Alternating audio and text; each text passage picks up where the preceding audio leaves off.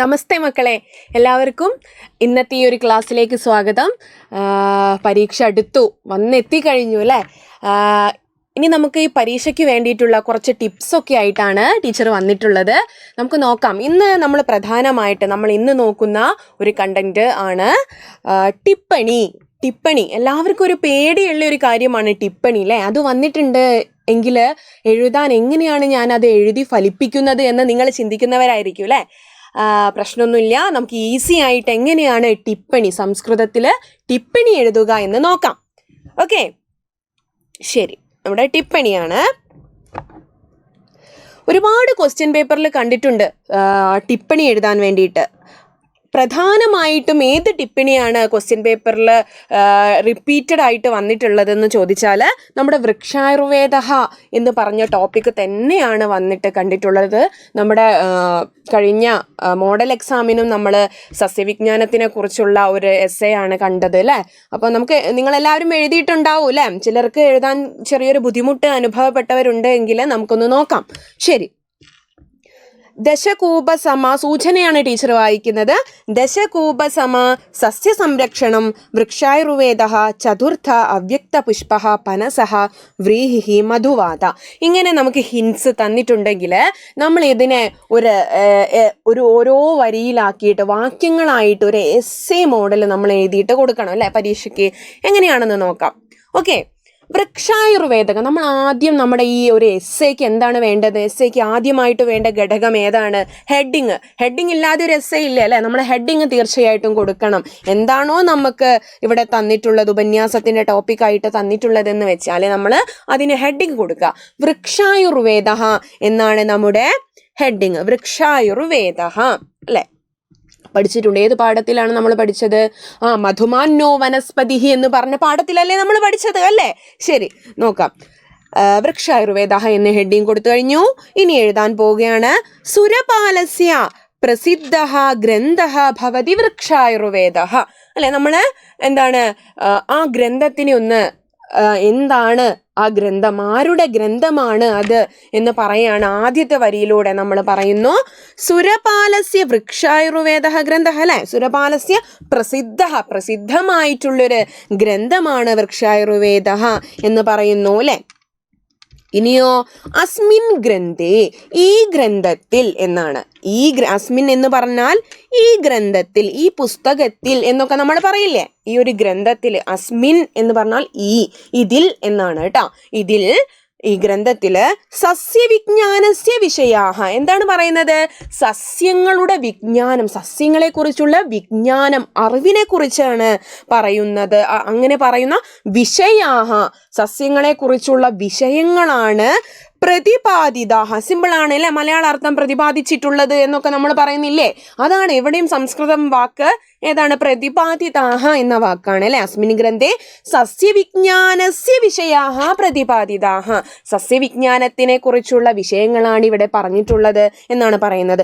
അസ്മിൻ ഗ്രന്ഥേ, ഈ ഗ്രന്ഥത്തില് ത്രയോദശ അധ്യായാഹ സന്ധി. ഇനി എന്താണ്? ആ ഗ്രന്ഥത്തിനെ നമ്മൾ വിവരിക്കാൻ പോവുകയാണ്. എന്താണ് ആ ഗ്രന്ഥം? ആ ഗ്രന്ഥത്തിൽ എത്ര അധ്യായങ്ങളുണ്ട് എന്നാണ് പറയുന്നത്. ഈ ഗ്രന്ഥത്തിൽ ത്രയോദശ 13 അധ്യായാഹ സന്ധി, 13 അധ്യായങ്ങളുണ്ട് എന്ന് പറയുന്നു. തത്ര പ്രതിപാദ്യ വിഷയാഹ തരുമഹിമ, അവിടെ പ്രതിപാദിച്ചിട്ടുള്ള വിഷയം ഏതൊക്കെയാണ് എന്ന് സിമ്പിളായിട്ട് നമുക്ക് പറഞ്ഞു കൊടുക്കാം. ഡീറ്റെയിൽ ആയിട്ട് എഴുതി പോകണം എന്നില്ല നമ്മൾ അല്ലേ? അവിടെ പ്രതിപാദ്യ വിഷയാഹ, അവിടെ പ്രതിപാദിച്ചിട്ടുള്ള വിഷയങ്ങൾ ഏതൊക്കെയാണ്? തരുമഹിമ അല്ലെ? തരുമഹിമയുണ്ട്. ഭൂമി നിരൂപണം, ഒരു ഭൂമി എങ്ങനെയായിരിക്കണം നമ്മൾ സസ്യങ്ങൾ നടാൻ വേണ്ടിയിട്ട് പോകുമ്പോൾ എന്ന് പറയുന്നു. ബീജ സംരക്ഷണ വിധി, ഇതാ വീണ്ടും പറയുന്നു ബീജ സംരക്ഷണ വിധി എന്നാണ് കേട്ടോ. ബീജ സംരക്ഷണ വിധി, സസ്യപോഷണം, രോഗചികിത്സ, ഇങ്ങനെയുള്ള കാര്യങ്ങളാണ് അവിടെ പറയുന്നത്. തുടങ്ങിയവയാണ് ഈ ഗ്രന്ഥത്തിൽ പറയുന്ന പ്രതിപാദിപ്പിക്കുന്ന വിഷയങ്ങൾ എന്ന് പറയുന്നു. സുരപാലസ്യ ഉക്തി. ഇനി നമ്മൾ അവിടെ നമ്മുടെ ആ പാഠത്തിൽ ആദ്യം കാണുന്ന ഒരു ശ്ലോകം ഉണ്ട് അല്ലെ? ദശകൂപസമാവാപി ദശവാപി സമോഹ്രദഃ ദശഹ്രദ സമപുത്രോ ദശപുത്ര സമോദ്രുമഃ. ഇങ്ങനെ ഒരു ശ്ലോകം നമ്മൾ കണ്ടിട്ടുണ്ട് അല്ലെ? 10 കൂപങ്ങൾക്ക് കിണറുകൾക്ക് തുല്യമാണ്. ഒരു വാപി എന്ന് പറയുന്നു. 10 വാപികൾക്ക് കുളങ്ങൾക്ക് തുല്യമാണ്. ഒരു ഹ്രദഃ തടാകം എന്ന് പറയുന്നു. ദശഹ്രദസമഃ 10 തടാകങ്ങൾക്ക് തുല്യമാണ്. പുത്രൻ ഒരു മകൻ എന്ന് പറയുന്നു. ദശപുത്ര സമോ ദ്രുമഃ 10 പുത്രന്മാർക്ക് 10 മകന്മാർക്ക് തുല്യമാണ് ഒരു മരം എന്ന് പറയുന്ന ഈ വരികൾ ആരുടെ വരികളാണ്? നമ്മുടെ വൃക്ഷായുർവേദത്തില് നമ്മുടെ സുരപാലൻ എഴുതിയിട്ടുള്ള വരികളാണ്. അപ്പം നിങ്ങൾ എന്താണ് പറയേണ്ടത്? സുരപാലസ്യ ഉക്തിഹി, സുരപാലന്റെ ഉക്തി വാക്കുകളാണ് ഇത് എന്ന് പറഞ്ഞിട്ട് നിങ്ങൾ ഈ വരികൾ എഴുതി കൊടുക്കുക. എന്നിട്ടോ ഭാരതീയ സസ്യവിജ്ഞാനസ്യ പ്രാഗ്രൂപം, ഭാരതീയരുടെ സസ്യവിജ്ഞാനത്തിനെ കുറിച്ചുള്ള മുൻപ് കാലത്ത് തുടങ്ങിയിട്ട് തന്നെയുള്ള ഒരു ചെറിയ രൂപം, ഭാരതീയരുടെ സസ്യവിജ്ഞാനത്തിനെ കുറിച്ചുള്ള ഒരു ചെറിയ രൂപം എവിടെ കാണുന്നുണ്ട്? ഋഗ്വേദേ ശതപഥ ബ്രാഹ്മണേ, ഋഗ്വേദത്തിൽ കാണുന്നുണ്ട്. ശതപഥ ബ്രാഹ്മണത്തിൽ കാണുന്നുണ്ട് എന്ന് പറയുന്നു അല്ലെ. തൈത്തിരീയ സംഹിതായാം, തൈത്തിരീയ സംഹിതയിലും കാണുന്നുണ്ട് എന്ന് പറയുന്നു. സസ്യാനി ചതുർവിധാനി, ഇനി നമുക്കറിയുന്ന കാര്യങ്ങളാണ് നമ്മൾ ചേർത്ത് കൊടുക്കേണ്ടത് അല്ലെ. സസ്യങ്ങള് ചതുർവിധാനി 4 വിധത്തിലാണ് എന്ന് എഴുതി കൊടുക്കാം അല്ലെ. സിമ്പിളായിട്ട് സസ്യാനി ചതുർവിധാനി, സസ്യങ്ങൾ 4 വിധത്തിലാണ് ഉള്ളത് എന്ന് നമ്മൾ എഴുതാം. സസ്യാനി ചതുർവിധാനി സന്ധി എന്ന് എഴുതാം. ഓക്കെ. ഇനി എന്താണ് എഴുതാനുള്ളത്? വൃക്ഷ ഏതൊക്കെയാണ് ആ സസ്യങ്ങൾ എന്ന് നമുക്ക് എഴുതിക്കൂടെ അല്ലെ. വൃക്ഷ, വനസ്പതി, വീരുത്, പിന്നെ ഒരെണ്ണം കൂടെ ഉണ്ടല്ലോ. ഏതായിരുന്നു ഒരെണ്ണം കൂടെ ഉണ്ടായിരുന്നത്? വീരുത്. വൃക്ഷ, വനസ്പതി, വീരുത്, ഓഷധിഹി എന്ന് പറഞ്ഞ ഒരു എണ്ണം കൂടെ ഉണ്ട് അല്ലേ. ഓഷധിഹി എന്ന് പറഞ്ഞ ഒരെണ്ണം കൂടെ ഉണ്ട് അല്ലേ. അതും കൂടെ ഇവിടെ ചേർക്കാം, ഓഷധിഹി. ഇനി നോക്കാം, ഈ 4 എണ്ണത്തിൻ്റെ പേര് നിങ്ങൾ പോയിന്റ് ആയിട്ട് എഴുതാം. കാണാൻ നല്ല ഭംഗിയല്ലേ അല്ലെ. പോയിന്റ് ആയിട്ട് എഴുതുമ്പോൾ നമുക്ക് എല്ലാം അറിയുന്നവരാണ് എന്ന് പേപ്പർ നോക്കുമ്പോൾ ടീച്ചേഴ്സിന് മനസ്സിലാവും അല്ലേ. എല്ലാം നിങ്ങൾക്ക് ചെറിയ ചെറിയ പോയിന്റ് ഒക്കെ നമ്മുടെ എസ്സേയിൽ ചേർത്തിട്ട് എഴുതാം. ശരി. സസ്യാനി സർവാണി പ്രമുഖതയാ വൃക്ഷ, വനസ്പതി, വീരുത്, ഓഷധിഹി ഇതി ഭേദേന ചതുർധാ വിഭക്താനി, ഇങ്ങനെ 4 വിധത്തിൽ വിഭജിച്ചിട്ടുണ്ട് എന്ന് പറയുന്നു. നിങ്ങളുടെ ടെസ്റ്റിലുണ്ട് ഈ വരികളൊക്കെ.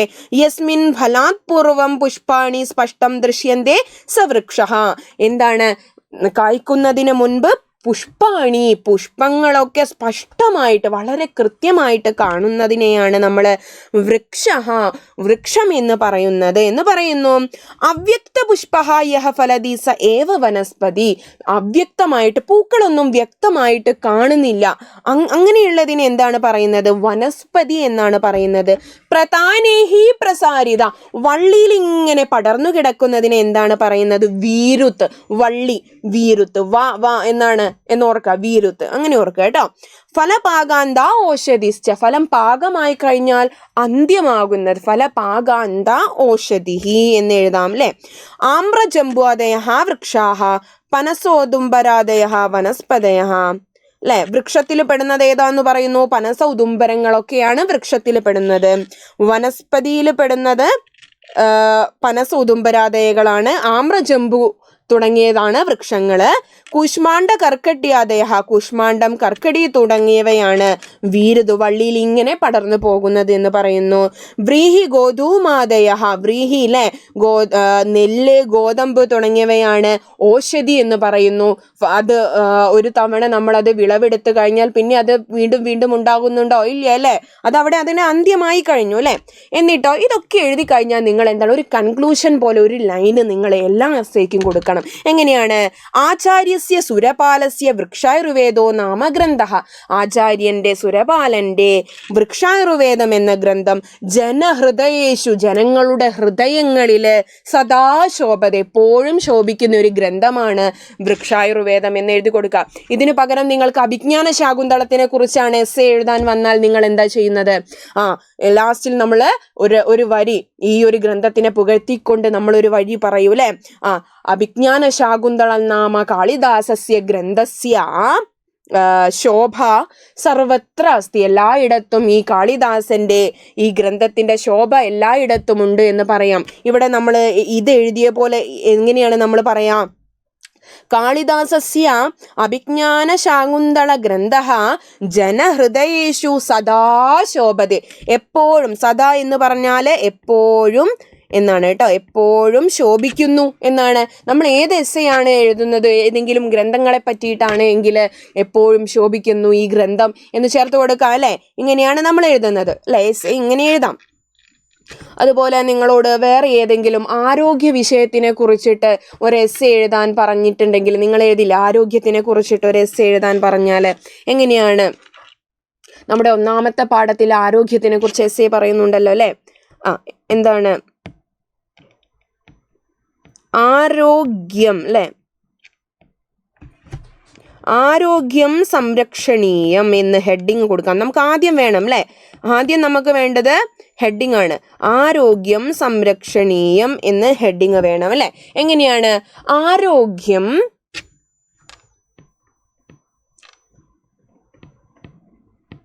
ആരോഗ്യം അസ്മാകം നമ്മുടെ എന്നാണ്. അസ്മാകം സ്വാസ്ഥ്യ സംബന്ധം ഭവതി. നമ്മുടെ സ്വസ്ഥതയ്ക്ക് വേണ്ടിയിട്ടുള്ളതാണ് ആരോഗ്യം അല്ലെ. സ്വാസ്ഥ്യ സംബന്ധം എന്നാണ്. സ്വാസ്ഥ്യ സംബന്ധം ഭവതി എന്ന് എഴുതാം അല്ലെ. സംബന്ധം ഭവതി. പിന്നെ എന്താണ്? ആരോഗ്യത്തിനു വേണ്ടിയിട്ട് നമ്മൾക്ക് എന്തു ചെയ്യാം? ഭോജനം ആവശ്യകം. ആരോഗ്യായ ഭോജനം ആവശ്യമാണ്. ആരോഗ്യായ ഭോജനം ഭക്ഷണം കേട്ടോ. ഭോജനം ആവശ്യകം എന്നിങ്ങനെ പറഞ്ഞിട്ട് നമ്മൾക്ക് എസ്സേ എഴുതി കൂടെ. ഇങ്ങനെ നമുക്ക് ആദ്യമായിട്ട് നമുക്ക് വേണ്ടത് ഹെഡിങ് ആണ്. ഹെഡിങ്ങിനനുസരിച്ച് അതിന് ചേരുന്ന വാക്യങ്ങൾ നമ്മൾ കൂടെ ചേർത്ത് കൊടുക്കുക. നമുക്ക് 1ാമത്തെ പാഠത്തുനിന്ന് ചോദിക്കാൻ ചാൻസ് ഉള്ളൊരു എസ്സേ ആണ് ആരോഗ്യ വിഷയത്തിലുള്ള ഒരു എസ്സേ അല്ലേ. കൂടുതലായിട്ടും നിങ്ങൾ ശ്രദ്ധിക്കേണ്ടത് നമ്മുടെ വൃക്ഷായുർവേദത്തിനെ കുറിച്ചുള്ള ആ ഒരു എസ്സേ ആണ്. ടീച്ചർ ഇവിടെ പറഞ്ഞു തന്നു എങ്ങനെയാണ്. ഒരു മോഡൽ ഇവിടെ കാണിച്ചിട്ടുണ്ട്. അതുപോലെ നിങ്ങൾ പരീക്ഷയ്ക്ക് വന്നിട്ടുണ്ടെങ്കിൽ തീർച്ചയായിട്ടും എഴുതണം. അപ്പോൾ ഈ ഒരു ടിപ്പ് നിങ്ങൾക്ക് എല്ലാവർക്കും ഉപകരിക്കും എന്ന് ടീച്ചർ വിചാരിക്കുന്നു. അപ്പോൾ എല്ലാവർക്കും വിജയാശംസകൾ നേർന്നുകൊണ്ട് നിർത്തുന്നു. ധന്യവാദ.